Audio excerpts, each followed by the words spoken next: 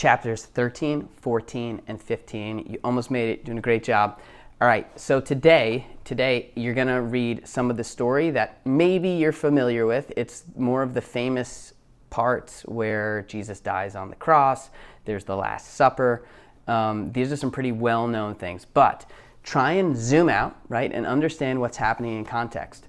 Mark, if you remember from the video on day one, Mark is the thing that he's focusing on is who is Jesus? Who's figuring this out? Who's trying to figure this out? And what does it mean for those people? So in the beginning, it was everybody. In the middle of the book, it was really the disciples trying to figure this out. Now we're zooming out to everyone. Now here's the important part, right? Or one of the important parts.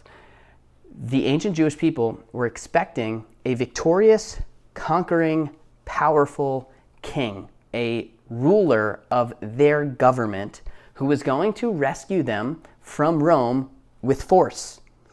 So what Mark is explaining here is, yes, Jesus is king and he's going to be enthroned, right? This is the path to his enthronement, but it is what nobody expected.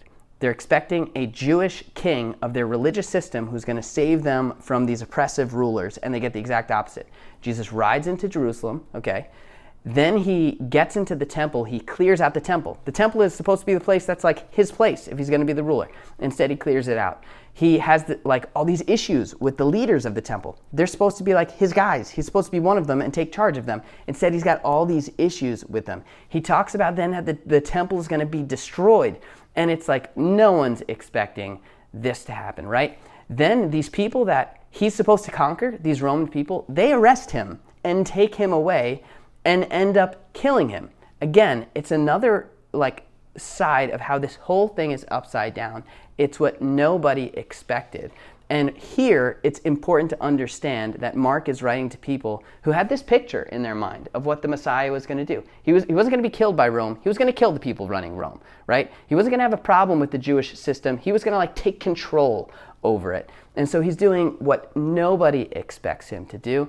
And then one of the most shocking things at the end is that one of the first people who really realize who Jesus is this Roman guy who's in charge of his, or at least part of his execution. It's like someone outside the group of people that's supposed to know who he is, and it's somebody who's contributed to his death. It's just crazy, backwards and upside down. And so hopefully that puts some context for this whole situation. And for us, I'm hoping that'll give you a little bit of an appreciation for the story, but also I think the takeaway for us is God often does things in unexpected ways. The extent to which this was unexpected for the ancient Jewish people is hard to capture with words. No one would have written the story this way. But it just goes to show you, Jesus came not to rule with power, but with love. Not to win by killing, but by dying. Not to be served, but to serve himself. It's totally backwards and upside down. And so today, if you want to take something away, just remember that God shows up in unexpected ways and often does the most profound things in ways that we would have never seen coming. So in areas of life where maybe you're typically shutting God out, you just don't expect anything meaningful to happen there, maybe there's something going on there. Maybe he's doing something unexpected again, because he does stuff like that all the time. So great job. We got one more day. It's going to be real short. That's tomorrow.